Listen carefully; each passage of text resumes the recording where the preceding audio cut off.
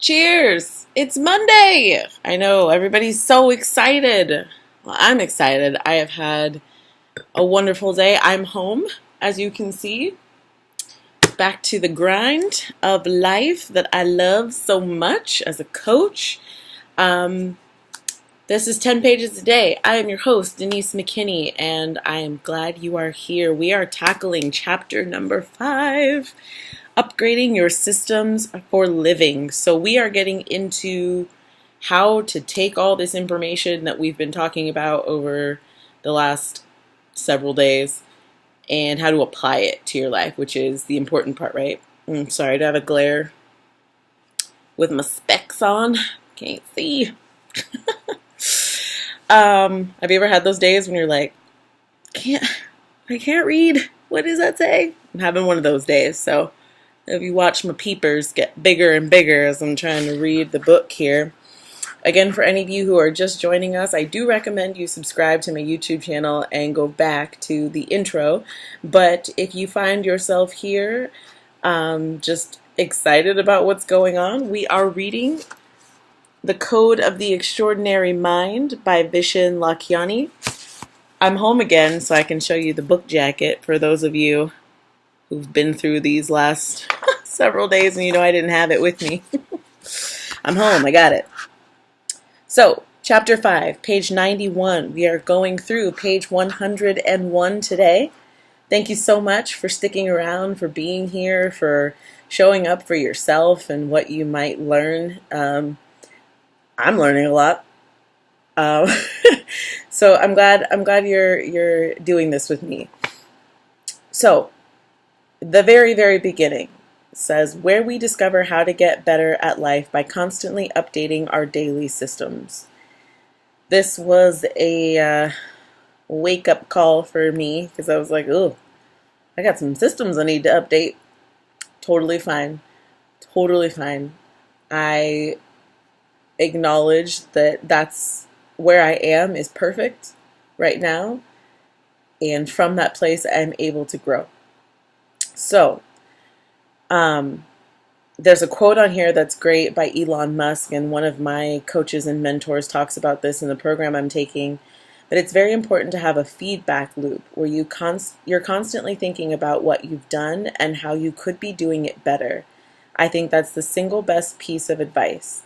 Constantly think about how you could be doing things better and questioning yourself. That's from Elon Musk. Again, one of the important things, in my opinion, when you ask, how could I be doing things better, is to do that from a place of love and curiosity and not judgment. Because, we can always judge ourselves, right? About, oh, you were so bad at that, or, oh, I suck. But there's then the energy of the question, that didn't work out so well, or that was okay, but how can I be better next time? You can ask yourself that about anything, communicating with your loved ones, at work, at the gym, in the kitchen, wherever. Can you tell my kitchen's over there since I just kind of accidentally looked at it? So he talks about Richard Branson in here a little bit more. I don't know much about the man, but I'm a fan. I think I've said that before in another video, but whatever. Vishen got the opportunity to ask him, Richard, you've started 8 different companies in 8 different industries and taken all of them to $1 billion. That's huge. If you could summarize in one sentence how you did it, what would you say? Well, he didn't answer in one sentence, but there are 3 sentences here. He says it's all about finding and hiring people smarter than you, getting them to join your business and giving them good work, then getting out of the way and trusting them. I'll skip to the next part, which is you must make them see their work as a vision. I think that's hugely important even for us to see the bigger vision of the work that we are doing. I as a coach, my bigger vision is to help co-create life-changing transformational experiences for my clients. That's huge, to have people fall in love with themselves, to believe in themselves in a way that they never have before, and to strive for a life that's outside of their imagining right now, but to just keep taking those steps to get there. So having that mission for myself eventually, when things get bigger, that's the mission I'm going to want other people to envision with me. And all of this, this upgrading your life is how we stay connected to that mission, whatever our mission is, and how we don't get bogged down in systems that don't work. Vishen says here, actually it's Bill Jensen, writer of Future Strong, says, even as we enter one of the most disruptive eras in human history, one of the biggest challenges we face is that today's systems and structures still live on past their expiration dates. We're locked into 20th century approaches that are holding back the next big fundamental shifts in human capacity. That's in human capacity, right? That's like the broad stroke of humanity. I'm just talking about like us in the day-to-day. How many systems are we stuck in that no longer serve our shifting towards the greatest realization of our potential? I'm sorry, I'm cracking up about my glasses. I like a little librarian with them on my nose. But I can't. I'm trying to get rid of that glare for you. I'm so sorry. As I speak about serious things. Very serious. So again, we're getting into upgrading systems for an upgraded life. This was a really great chapter for me because I was like, yeah, okay, I got some things I want to work on. He goes into that software analogy again here about running better software in our system of living. So we jump a little bit forward. So I don't want to, I highlighted like everything here. Just very, very excited about this chapter. I'm excited about the practical application of things. I love when we get to, like, I love concepts and I could, dive into that all day, but I love the sharing of the things that we can do to shift into those concepts, the ones that resonate with us. So he talks about how extraordinary people discover extraordinarily effective systems. So he says extraordinary people don't just have extraordinary models of reality. They strive to ensure that their systems for living, that is, doing what they do in the world, are well-defined, structured, and continuously optimized. And it's exciting to think we can just swap in a new system, just like downloading a new app, into ourselves. So the three things are the discovery process. He says, many people discover new systems from books, conferences, online courses. I am guilty of being an education junkie. I think I mentioned in my intro about being a self-help, personal development, and growth junkie. I absolutely am. It's like I never stop. Between studying to be a health coach, studying the graduate program, a focus and implementation program, which also has a personal growth element, personal growth and intuition element. Like at some point, sometimes I'm like, geez, but there's always something that I get out of that where I'm like, oh, and it may even be something that I've heard before, but the cool thing about personal growth and development is that every time you hear something, you're a different version of yourself than you were the first time you heard it. And it might resonate, it might land like, dang, that was the thing. That was the thing for today that I needed to hear. And you can go ahead and implement. Sometimes it's like, okay, that was cool. What else? What's for dinner?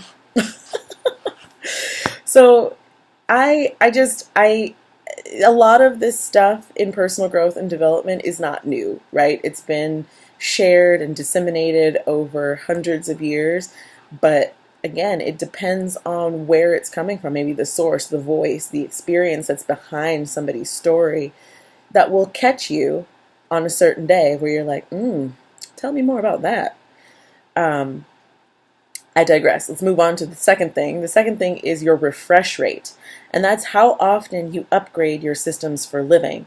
So, experimenting with a new workout system or a new way to work, time efficiency, that kind of thing. He talks about that. And then the third, which I kind of fell in love with, is set points and measurement. He says, how effective are your systems for living? Is your new system for living better than your previous one? And this is where you measure the effectiveness of your systems. A set point is a level of performance that you do not allow yourself to slip below. So that's your non-negotiable. In here he talks about, I think, push-ups. His non-negotiable set point for his health and fitness is 50 push-ups. No matter what, no matter, he could just drop down and do 50. So he has to figure out how he maintains that. Or if he does slip below that, what does he have to do to get back to that? I've actually, you know what, I think I'll post it on the Facebook page. So facebook.com/Denise McKinney Coaching. I have a matrix that I kind of came up with involving that idea of the slight edge, which is, again, 1% daily consistent effort over time that will get you to your set point, and then what your measurement is. It's kind of an assessment and planning tool that I've been working on based on just kind of a conglomeration of things that interest me and ways to keep track of this stuff. And the logical side of my brain, the like, I need to see it written out. If you're that kind of person, it might be very helpful for you.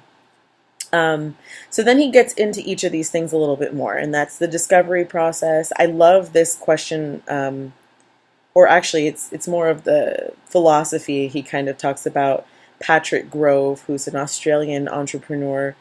And when he looks at things, it's more of a question of, he says, it was not a function of is it possible, but rather when is it possible. I've kind of slipped into that realm in my own personal life. I've got so many things going on right now. And I could feel overwhelmed, but I kind of don't. I kind of feel like, not even kind of, I feel like all of this is completely possible. When? Like, when am I going to achieve this? And when am I going to achieve that? And that's an incredible feeling for me personally, because I came from a paradigm of, let's call it perfection paralysis. If I didn't feel perfect about something, or if I didn't feel I was perfect going into a new project, then I just wouldn't do it. I'd just be like, well, chances are I'm not going to do that. And somebody I was talking to today says it's kind of like, the old files at the library, like if the old ones, like if you wanted to go see who had checked out a book in 1996 or something like that, you got to pull out this Rolodex looking thing, right? In my mind, what was happening was a new situation would come up and I think, yeah, okay, that sounds great, let's do it. But in my head, subconsciously, that Rolodex was coming out and going, well, you remember that time when you thought about doing something like that one time and it didn't work out, so let's just call it quits. Because, let's be honest, it's not going to happen. Well, I'll tell you what, I'm done with that. And I want you and everybody that either watches this blog or this video blog, or that I coach one-on-one or whatever, there are so many more things possible for us than we can even imagine. I'm going to go back to the book because I've got another like 4 or 5 pages to go through with you guys, and I don't want to get us way over time. So anyway, the discovery process. He's got some interesting thoughts in here about how to go through your discovery process, gathering research, basically. Then he talks about your refresh rate, and this is a cool little section here talking about a book for each of the 12 areas that he outlined. So again, you remember your love, relationships, through your community life. He recommends reading a book a week. If you're not there yet, 10 pages a day will do just fine. And then he says, and this is a good quote, the more you seek opportunities to learn and then apply your learnings, the faster your refresh rate. So I think that's true. we're constantly expanding and growing as human beings, and the faster that we can refresh that with new concepts and new ideas, just let it in. Just let it in. Then he gets to set points and measurements. So he said it's great to refresh your systems of living, but once you've got a good thing going, how do you maintain it? And that's that question he gets into, figuring out your non-negotiable set point. Like, I will not let myself slip below this point. And that's a great place to, so it's just your litmus test basically for what your goals are. And if you slip below that, okay, curiosity, love, and gentility, that's fine. This is what I need to do to get back where I want to be. Plus a little bit more is what he talks about, like that extra 1% more. So for him, if he slipped below 50 push-ups, he'd do what he needs to do to get back to 50, and then he'd say, okay, 51. I'd just go a little bit beyond that. So there's an exercise in here that I want you guys to do, and that is figuring out what your non-negotiable set point is. 3 steps, okay, make that 2 steps to do that, are to identify the areas of your life where you want to create set points, because you don't have to do all of them, it's a lot, and determine what your set point is, and make sure that that set point is absolutely achievable. Don't be like, oh, I want to do 50 push-ups when the last time you did 50 push-ups was when you were 12. Not a good plan. And then he gives you an outline. Actually, I'm jumping ahead a little bit, but I am going to move to page 104 on the next video. Pages 102 through 103 are just ideas for set points for the 12 areas of life. Okay, so that was a lot. It's good to see you. People always say that, and I'm always like, you can't see me. But when I look at the views and see you, the people have been watching, that's just a joyful moment for me. So it's good to see you. I can't wait to see you tomorrow. Have a wonderful evening.